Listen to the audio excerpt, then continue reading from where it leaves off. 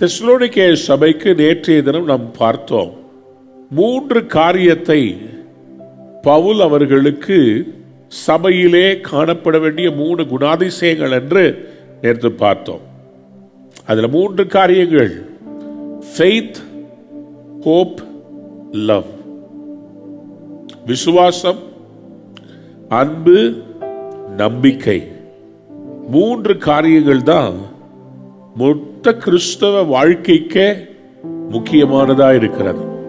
மறுபடியும் அந்த 2ஆம் வசனத்தினுடைய வசனங்களை வாசிக்கலாமா? தேவனுக்கு பிரியமான சகோதரரே, உங்கள் விசுவாசத்தின் கிரியையையும் உங்கள் அன்பின் பிரயாசத்தையும் நம்முடைய கர்த்தராகிய இயேசு கிறிஸ்துவின் மேலுள்ள உங்கள் நம்பிக்கையின் பொறுமையையும் நம்முடைய பிதாவாகிய தேவனுக்கு முன்பாக நாங்கள் இடைவிடாமல் நினைவு கூர்ந்து. ஹல்லேலூயா. எதையெல்லாம்? விசுவாசத்தின் கிரியை, அன்பின் பிரயாசம், அப்புறம் நம்பிக்கையின் பொறுமை. 3 காரியங்கள் எழுதிக் கொள்ளுங்க. ஃபர்ஸ்ட் ஃபெய்த், 2வது உங்கள் லவ், 3வது உங்களுடைய ஹோப். இந்த 3 காரியத்தை குறித்து தான் பவுல் அப்போஸ்தலன் கொரிந்து சபைக்கு எழுதும் போதும் கடைசியா நிலைச்சிருக்கிறது என்னன்னு சொல்றார். 1 கொரிந்தியர் 13ஆம் அதிகாரத்திலே பவுல் அப்போஸ்தலன் அந்த அதிகாரத்தை முடிக்கும் போது அவர் சொல்லுகிறார், இப்பொழுது விசுவாசம், நம்பிக்கை, அன்பு இம்மூன்றும் நிலைத்திருக்கிறது, இவைகளில் அன்பே பெரியது. சொல்லுங்க ஆமென். அப்படியானால் இதை எவ்வளவு முக்கியமானதாக அவர் சபைக்கு பார்க்கிறார், சபையினுடைய வளர்ச்சிக்கு பார்க்கிறார். It is very important that we understand that we need to stay as a church in faith, hope and love. இது 3 சபையில எப்போது இருக்கும். நம்முடைய விசுவாச வாழ்க்கையில நமக்கு ரொம்ப முக்கியமா as a believer in Christ, faith, hope, love. Somebody type and tell me it's faith, hope and love. விசுவாசம், அன்பு, நம்பிக்கை. இது 3 கிறிஸ்தவ வாழ்க்கைக்கு மிக மிக அவசியமான காரியமாக இருக்கிறது. அன்பார்ந்த பிள்ளைகளே, பவுல் இதை எம்பசைஸ் பண்ணிட்டு அவர் சொல்றாரு, நான் உங்களுக்காக ஆண்டவருக்கு எப்போது நன்றி சொல்லுகிறோம், உங்களுக்காக நாங்கள் இடைவிடாமல் செபிக்கிறோம். கையை உயர்த்துவர். அல்லேலூயா சொல்றீங்களா? எனக்கு அன்பார்ந்த பிள்ளைகளே, இதுல விசேஷமான காரியம் என்னவென்று சொன்னா, ஒரு போதகர் அல்லது அந்த சபையை நிறுவுகிறவர் அந்த சபைக்காக ஆண்டவருக்கு நன்றி செலுத்த வேண்டும். எத்தனை பேர் ஆமென் சொல்ல விரும்புறீங்க? சிபிஎம் இப்போது டிபிஎம் திருச்சபைகள்ல அதிகாலையில எழும்பி அந்த அருமையான தேவனுடைய ஊழியர்கள் என்ன பண்ணுவார்கள்னா ஸ்தோத்திரம் செலுத்துவாங்க. பார்த்திருக்கீங்களா? ஸ்தோத்திரம் ஸ்தோத்திரம் ஸ்தோத்திரம் ஸ்தோத்திரம் ஸ்தோத்திரம் ஸ்தோத்திரம் ஸ்தோத்திரம். ஒவ்வொரு விசுவாசி பேரை சொல்லி ஸ்தோத்திரம் பண்ணிக்கிட்டே இருப்பாங்க. என்ன அர்த்தம்? ஆண்டவரே, இந்த விசுவாசிக்காக ஸ்தோத்திரம், நன்றி அப்பா. அல்லேலூயா சொல்றீங்களா? கர்த்தர் இன்னைக்கு உங்களுக்காக நாங்க நன்றி சொல்ல போகிறோம். எல்லா கையை உயர்த்தி ஸ்தோத்திரம் பண்ணலாமா? ஸ்தோத்திரம் பண்ணுங்க. ஸ்தோத்திரம் ஸ்தோத்திரம். என் குடும்பத்துக்காக ஸ்தோத்திரம் ஸ்தோத்திரம் ஸ்தோத்திரம் ஸ்தோத்திரம். என் சபைக்காக ஸ்தோத்திரம் பண்ணுங்க. ஆண்டவரே உமக்கு ஸ்தோத்திரம் என்று சொல்லுங்க. ஸ்தோத்திர பலியிடுகிறவன் என்னை மகிமைப்படுத்துகிறான். ஓ ஹalleluya. Thank you Jesus. Thank you Lord. Thank you Lord. ஹalleluya. பவுல் எப்போதுமே சபைக்காக தேவனுக்கு நன்றி செலுத்துகிறவராக இருந்தார். ரோமர் 1ஆம் அதிகாரம் 8ஆம் வசனத்திலே, ரோமர் 1:8 முதலாவது உங்களுக்காக நான் ஆண்டவருக்கு கிறிஸ்து இயேசு மூலமாய் தேவனை ஸ்தோத்தரிக்கிறேன். ஸ்தோத்திரம்னா நன்றின்னு அர்த்தம். பவுல் இந்த ரோமர்களுக்காக, ரோமாபுரியில இருக்கிற கிறிஸ்து அந்த தேவனுடைய சபைக்காக அவர் ஸ்தோத்திரம் செலுத்துறதை பார்க்கிறோம். எபேசியர் 5ஆம் அதிகாரம் 20ஆம் வசனத்துல, எபேசியர் 5ஆம் அதிகாரம், Ephesians chapter 5 and verse 20, நம்முடைய கர்த்தராகிய இயேசு கிறிஸ்துவின் நாமத்தினாலே எப்பொழுதும் எல்லாவற்றிற்காகவும் பிதாவாகிய தேவனை ஸ்தோத்தரித்து. ஒரு அல்லேலூயா சொல்றீங்களா? அல்லேலூயா. எப்பொழுதும் எல்லாவற்றிற்காகவும் பிதாவாகிய தேவனை ஸ்தோத்தரித்து. எனக்கு அன்பான தேவனுடைய பிள்ளைகளை, இன்னைக்கு நீங்க எத்தனை ஸ்தோத்திரம் சொல்ல போறீங்க? ஸ்தோத்திரம் என்றால் நன்றி என்ற அர்த்தம். ஒரு நாளைக்கு நீங்க எவ்வளவு ஸ்தோத்திரம் சொல்றீங்களோ அவ்வளோ ஆண்டவருக்கு நன்றி உள்ளவங்களா இருக்கிறீங்கன்னு அர்த்தம். ஹல்லேலூயா. அல்லேலூயா. கொஞ்சம் கைகளை உயர்த்தி ஸ்தோத்திரம் பண்ணலாமா? ஸ்தோத்திரம் ராஜா. சொல்லுங்க, ஸ்தோத்திரம், ஸ்தோத்திரம். ஸ்தோத்திரம். எவ்வளோ பெரிய கிருபை நமக்கு தேவன் கொடுத்திருக்கிற நாவு, தேவனுக்கு ஸ்தோத்திர பலியிடுவதற்காக. சொல்லுங்க ஆமென். ஆமென். ஹல்லேலூயா. அல்லேலூயா. ஒன்று ஸ்தோத்திரம், இன்னொன்று ஜெபம். இடைவிடாமல் எங்களுடைய ஜெபத்துல உங்களை நினைவு கூறுகிறோம்னு சொல்றார். ஒரு சபையினுடைய தலைமைத்துவம் எப்போதும் தன்னுடைய சபைக்காக ஜெபத்திலேயே இருக்கும். ஒன்று நன்றி செலுத்தணும், இன்னொன்று ஜெபம் பண்ணணும். சாதாரண ஜெபம் இல்லை, இடைவிடாமல் ஜெபம். இடைவிடாமல் ஜெபம். ரோமருக்கு எழுதப்பட்ட நிருபம் 1ஆம் அதிகாரம் 10ஆம் வசனத்துல, ரோமர் 1:10, in my prayers at all times and I pray that now at last by God's will the way may be opened for me to come to you. நான் ஜெபம் பண்ணும்போதெல்லாம் இடைவிடாமல் உங்களை நினைத்துக் கொண்டிருக்கிறதை குறித்து தமது குமாரனுடைய சுவிசேஷத்தினாலே ஆவியோடு நான் சேவிக்கிற தேவன், என் ஆவியோடு நான் சேவிக்கிற தேவன் எனக்கு சாட்சியாய் இருக்கிறார். ஒரு அல்லேலூயா சொல்றீங்களா? அல்லேலூயா சொல்லுங்க. அல்லேலூயா. அல்லேலூயா. அல்லேலூயா. அல்லேலூயா. நான் ஜெபம் பண்ணும்போதெல்லாம் இடைவிடாமல் உங்களை நினைத்துக் கொண்டிருக்கிறேன். எனக்கு அன்பான பிள்ளையே, உங்களுடைய பாஸ்டர் உங்களை நினைச்சு கர்த்தருடைய சமூகத்தில் அவர் ஜெபித்தா நீங்க நல்லா இருப்பீங்க. எத்தனை பேர் ஆமென் சொல்ல விரும்புறீங்க? ஒவ்வொரு நாள் காலையிலையும் நீங்கள் கர்த்தருடைய வார்த்தையை கேட்கும்படி உட்காருகிறீர்களே, உங்களுடைய பெயர்கள்லாம் எங்களுக்கு முன்பாக வந்து நிற்கிறது. ஒவ்வொரு நாளும் உங்களுடைய பிரச்சனைகளை நீங்கள் எழுதும் போது, ஜெபிக்கும் போது, ஆண்டவர் உங்களுக்காக ஊழியர்களாகிய நாங்கள் ஜெபிக்கும் போது ஆண்டவர் உங்களை மறப்பாருன்னு நினைக்கிறீங்களா? உங்களை மறக்கவே மாட்டார். ஆண்டவர் உங்களை நினைத்திருக்கிறார். உங்களுக்காக ஜெபிக்கிற ஜெபங்களுக்கு கர்த்தர் ஆமென்றும் ஆமென் என்றும் பதில் தருகிறவராய் இருக்கிறார். எத்தனை பேர் ஆமென் சொல்ல விரும்புறீங்க? ஹல்லேலூயா. அல்லேலூயா.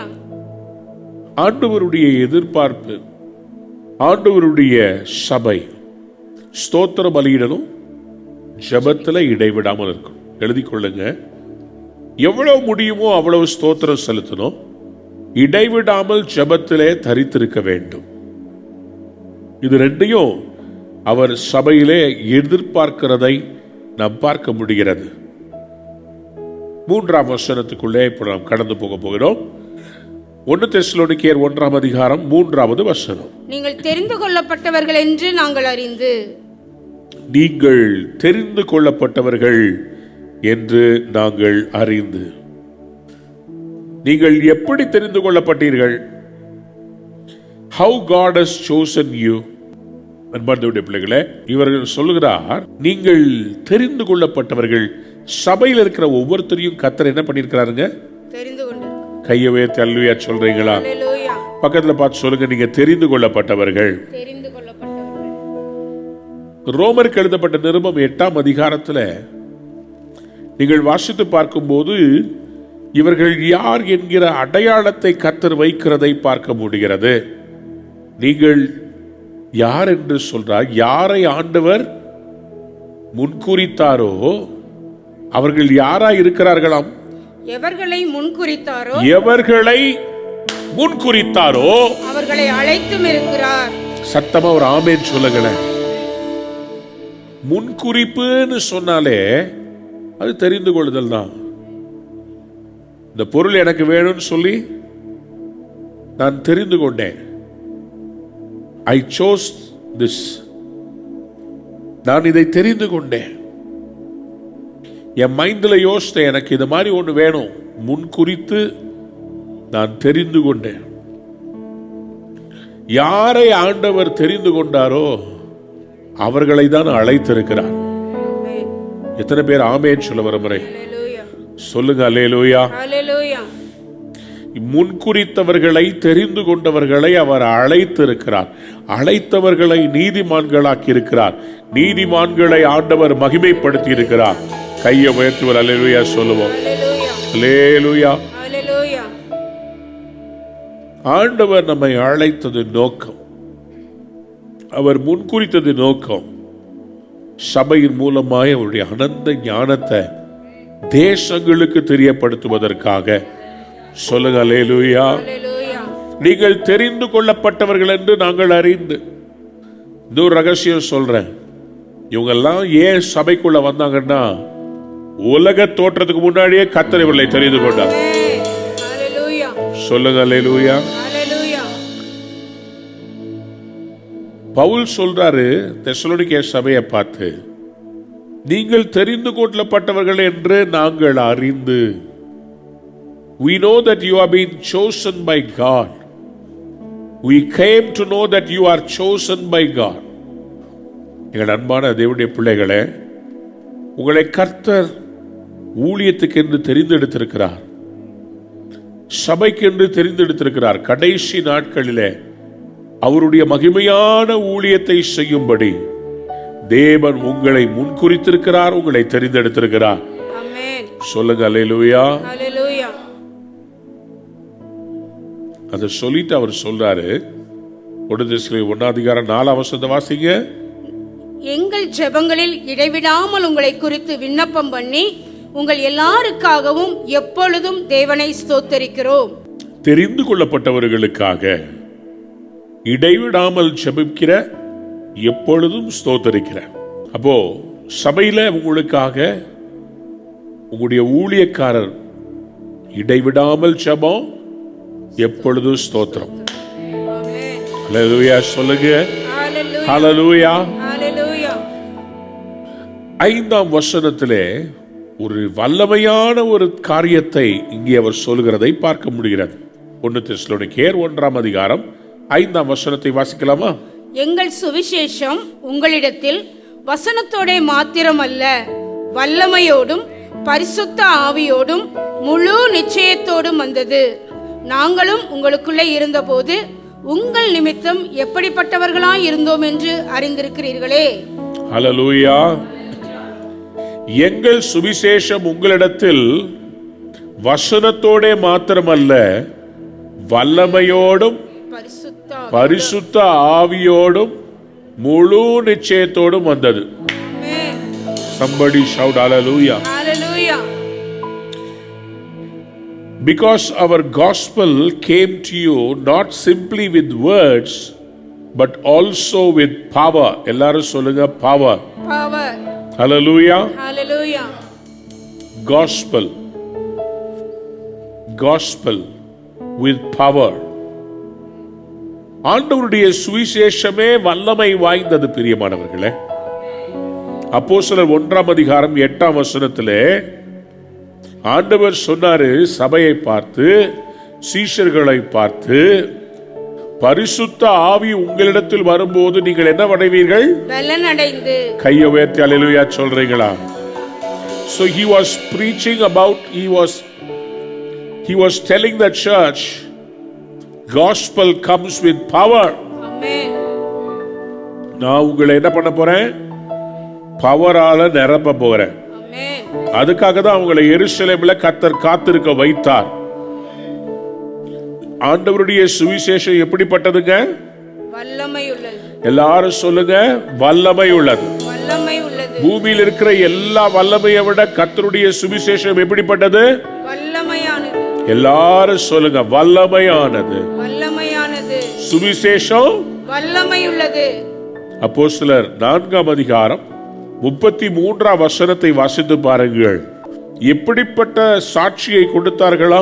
கர்த்தராகிய இயேசுவின் உயிர்த்தெழுதலை குறித்து அப்போஸ்தலர்கள் மிகுந்த பலமாய் சாட்சி மிகுந்த கொடுத்தார்கள். பலமாய் சாட்சி கொடுத்தார்கள். அவர்கள் எல்லார் மேலும் பூரண கிருபை உண்டாயிருந்தது. சொல்லுங்க அல்லேலூயா.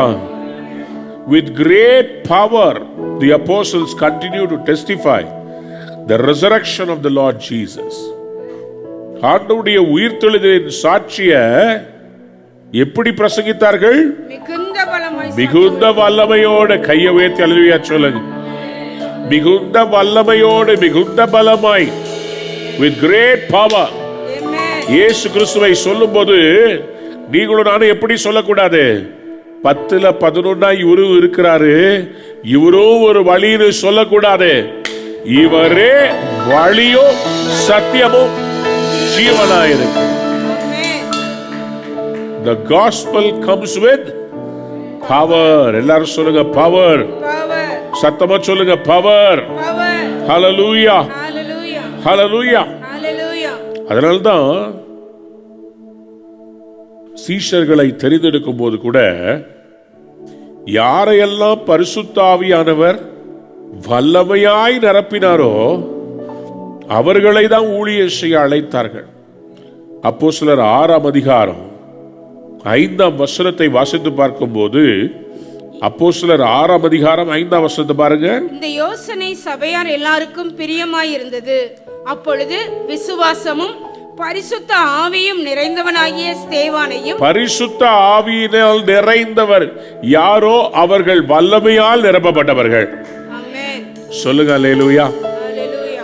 8ஆம் வசனத்துல பாருங்களேன், அதே அதிகாரத்துல 8ஆம் வசனத்துல, ஸ்தேவான் விசுவாசத்தினாலும் வல்லமையினாலும் நிறைந்தவனாய். கையை உயர்த்தி அல்லேலூயா சொல்லுங்க. ஹalleluya, ஹalleluya. ஹalleluya. அங்கே எழுதப்பட்டிருக்கிறது பரிசுத்த ஆவியினால் நிரப்பப்பட்டவர். 5ஆம் வசனம் சொல்லுது பரிசுத்த ஆவியால் நிரப்பப்பட்டவர். 8ஆம் வசனம் சொல்கிறது அவர் வல்லமையால் நிரப்பப்பட்டவர். ஆமென். பரிசுத்த ஆவியானவர் யாருங்க? வல்லமையின் ஆவியானவர். வல்லமையின் ஆவியானவர். ஆமென். சொல்லுங்க அல்லேலூயா. ஹalleluya. இன்னைக்கு இந்த வேக்சினுக்கு எவ்வளவு வல்லமை இருக்கு. அதுக்கு பேர் எஃபிகசி. எஃபிகசினா என்ன அர்த்தம்னா அதுக்கு எவ்வளவு வல்லமை இருக்குது. கோவிஷீல்டுக்கு 70% இருக்குதுன்றாங்க. கோவேக்சினுக்கு 80-85% இருக்குதுன்றாங்க. எல்லாத்துக்கும் 100% வல்லமை இல்லை. உலகத்துல கண்டுபிடிக்கப்பட்ட எந்த வேக்சினுக்கும் 100% வல்லமை இல்லை. உலகத்துல கண்டுபிடிக்கப்பட்ட எந்த மாத்திரைக்கும் 100% வல்லமை இல்லை. ஒரே ஒரு சக்திக்கு மட்டும் வல்லமை 100% இருக்குது. அவர்தான் எல்லாவற்றையும் எல்லாவற்றாலும் நிரப்புகிறவர். சுவிசேஷத்தினுடைய வல்லமை 100% Somebody shout amen. Amen. Hallelujah. Hallelujah. The gospel came to you with power. Gospel of power. ரோமருக்கு எழுதப்பட்ட நிருபம் 1ஆம் அதிகாரம் 16வது வசனத்தை வாசியுங்களேன். ரோமர் 1:16 இப்படியாக சொல்லுகிறது, கிறிஸ்துவின் சுவிசேஷத்தை குறித்து நான் வெட்கப்படேன். முன்பு யூதரிலும் பின்பு கிரேக்கரிலும் விசுவாசிக்கிறவன் எவனோ அவனுக்கு ரட்சிப்பு உண்டாவதற்கு அது தேவ பலனாய் இருக்கிறது. சுவிசேஷம் என்னவா இருக்குது? தேவ பலன். எல்லாரும் இப்படி கையை உயர்த்தி காமிங்க. தேவ பலனா இருக்குது. தேவ பலனாய் இருக்கிறது. சுவிசேஷம் என்னவா இருக்குது? தேவ பலன். இந்த பூமியிலே இயேசுவை குறித்ததான சுவிசேஷம் நம்முடைய வாழ்க்கையிலே என்னவா இருக்கணும்? தேவ பலனாய் இருக்கணும். எத்தனை பேருக்கு பலன் வேணும்? ஆமென். அப்ப நீங்க சுவிசேஷம் அறிவிக்கணும். ஆமென். The power. The gospel is the power. சுவிசேஷம் தேவ பலனாய் இருக்கிறது. தெசலோனிக்கே சபையை பார்த்து இவர் சொல்லுகிறார், எங்களுடைய வார்த்தைகள் உங்களிடத்திலே வெறும் வார்த்தைகளா வரல. Our words did not come with our gospel did not come with simply words, mere words. உங்ககிட்ட ஊழியர்கள் இயேசுவை பற்றி சொல்லும்போது மற்ற வார்த்தைகளை போல் அல்ல, இது வல்லமை வாய்ந்த சுவிசேஷம். there is power. வல்லமை இருக்கிறது. நான் இயேசுவின் நாமத்தில் விசுவாசிக்கிறேன். கர்த்தர் இன்னைக்கு உங்களுடைய வீட்டின் மேல அவருடைய அபிஷேகத்தை, உங்க சபையின் மேல அவருடைய வல்லமைய, உங்க வாழ்க்கையின் மேல அவருடைய வல்லமையை ஊற்ற போகிறார். Hallelujah. Hallelujah. Hallelujah. Hallelujah. The Holy Spirit of power. வல்லமையோடு மட்டுமல்ல, கவனிங்க, பரிசுத்த ஆவியோடும் முழு நிச்சயத்தோடு வந்துச்சான். சொல்லுங்க ஆமென். It came with the Holy Spirit and deep conviction. Gospel with power, gospel with the Holy Spirit, gospel with conviction. Power, Holy Spirit, conviction. வல்லமை, பரிசுத்த ஆவியானவர், ஆழமான தொடுதல், மனம் திரும்புதல். ஆண்டவருடைய சுவிசேஷத்தினுடைய பரிமாணங்கள் இது. சுவிசேஷம் உங்கள்கிட்ட வல்லமையோடு வருகிறது, பரிசுத்த ஆவியானவர் நிரப்பப்பட்டு வருகிறது, ஆழமாய் உங்களை உணர்த்த வருகிறது. சுவிசேஷத்தை கேட்கிறவங்க தேவனுடைய வல்லமையை ருசி பார்ப்பாங்க. சுவிசேஷத்தை கேட்கிறவங்க பரிசுத்த ஆவியானவரால என்கவுண்டர் பண்ணப்படுவாங்க. சுவிசேஷத்தை கேட்கிறவங்க மனம் திரும்பத்தக்கதாக அவருடைய இருதயத்தில் தொடப்படுவாங்க.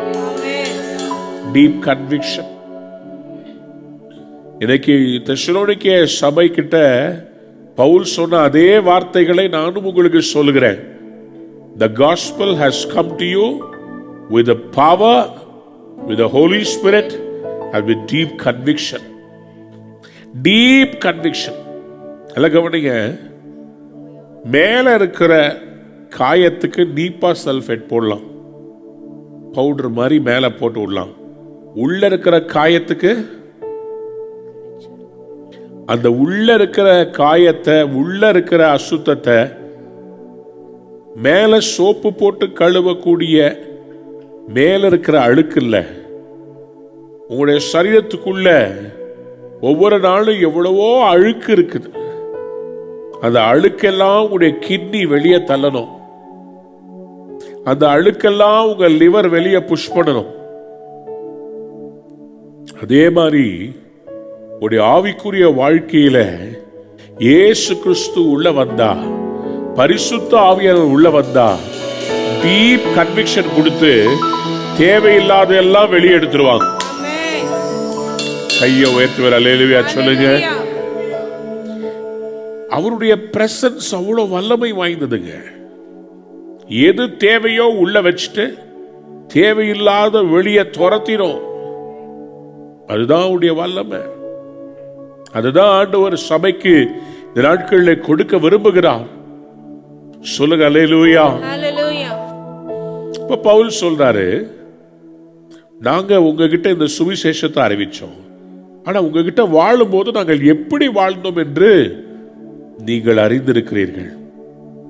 நாங்களும் உங்களுக்குள்ளே இருந்தபோது உங்கள் நிமித்தம் எப்படிப்பட்டவர்களாய் இருந்தோம் என்று அறிந்திருக்கிறீர்களே.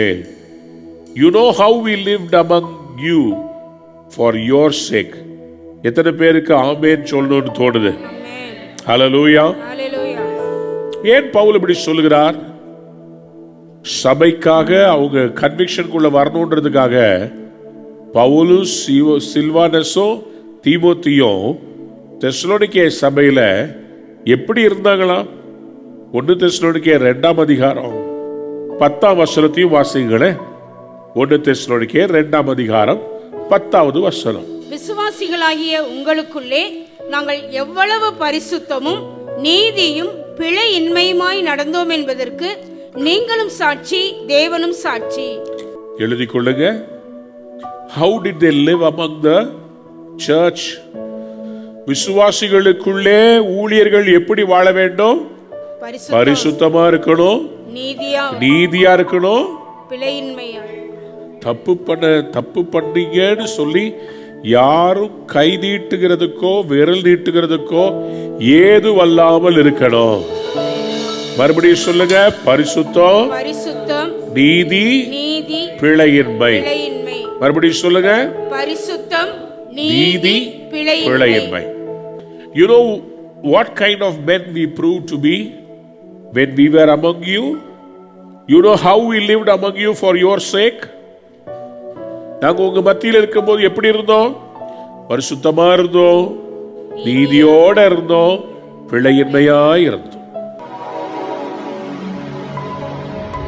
அன்பான நேயர்களே, இந்நிகழ்ச்சியில் கொடுக்கப்பட்ட வாக்குத்தத்தங்களும் தீர்க்க தரிசன வார்த்தைகளும் உங்களுக்கு ஆசீர்வாதமாய் இருந்திருக்கும் என்று நாங்கள் நம்புகிறோம். நீங்கள் பெற்ற ஆசீர்வாதங்களையும் ஜெப விண்ணப்பங்களையும் மற்றும் உங்கள் காணிக்கைகளையும் அனுப்ப வேண்டிய எங்கள் முகவரி: ரூவா ஊழியங்கள், எண் 82, ஜவஹர்லால் நேரு சாலை, சிம்ஸ் மருத்துவமனை எதிரில், வடபழனி, சென்னை 26. உங்கள் காணிக்கைகளை ஆன்லைன் மூலமாக எளிதாக செலுத்தலாம்.